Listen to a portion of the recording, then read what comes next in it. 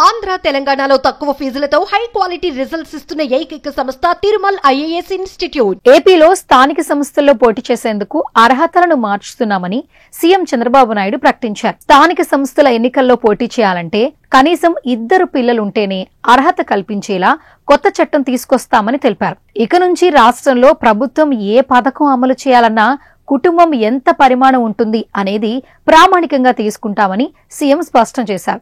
జనాభా ఒకప్పుడు భారమని, కానీ ఇప్పుడు అది ఆస్తి అని తేల్చి చెప్పారు. భవిష్యత్తులో రాష్ట్రంలో జనాభా తగ్గే అవకాశాలున్నాయని, అయితే ఇది చాలా ప్రమాదకరమని ముఖ్యమంత్రి వెల్లడించారు. రాష్ట్రంలో జనాభా పెంచేందుకు కనీసం 2 పిల్లలుంటేనే స్థానిక సంస్థల ఎన్నికల్లో పోటీ చేసే అర్హతకు సంబంధించిన చట్టం తెస్తామని స్పష్టం చేశారు. ఇంతకు ముందు జనాభాను నియంత్రించాలని ప్రోత్సాహకాలు ఇచ్చేవాళ్లమని పేర్కొన్న చంద్రబాబు ఇప్పుడు జనాభా పెంచేందుకు ప్రయత్నాలు చేస్తున్నట్లు తెలిపారు.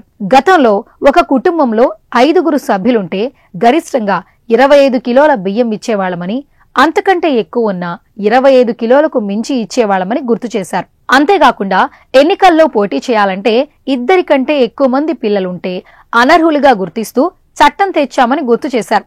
అయితే అదంతా అప్పటి పరిస్థితి అని, కానీ ఇప్పుడు జనాభా పెంచాలని, అందుకే ఇప్పుడు కనీసం 2 పిల్లలుంటేనే స్థానిక సంస్థల్లో పోటీ చేసేందుకు అర్హత కల్పిస్తామన్నారు. ఏపీ జనాభా 2026లో 5.38 కోట్లుంటుందని అంచనాలున్నాయని పేర్కొన్న చంద్రబాబు 2031 వరకు ఆ సంఖ్య 5.42 కోట్లకు పెరుగుతుందని, ఆ తరువాత 2036లో 5.44 కోట్లకు చేరుతుందని స్పష్టం చేశారు. భారతదేశంలో ఉండే Indian families are the best in the world. ఆ ఫ్యామిలీ సెక్యూరిటీ ఇస్తాయి.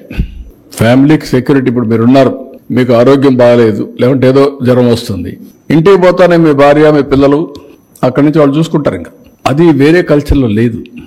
ఎలక్షన్స్ లో కూడా మీరు నిన్న తిరుపతిలో ఒక మాట, 2 పిల్లలు ఉంటేనే ఖచ్చితంగా. అవును, అది పెడుతున్నా. తీసుకొస్తాం. అప్పుడు తీసుకొచ్చాం కదా, మళ్ళా తీసుకొస్తాను. లేదు, పిల్లలు లేకపోతే పోటీ లేదు. మీరు పిల్లల కన్నాక ఏమన్నా బయట పోయినా పర్వాలేదు, మీరు ఎలిజిబుల్.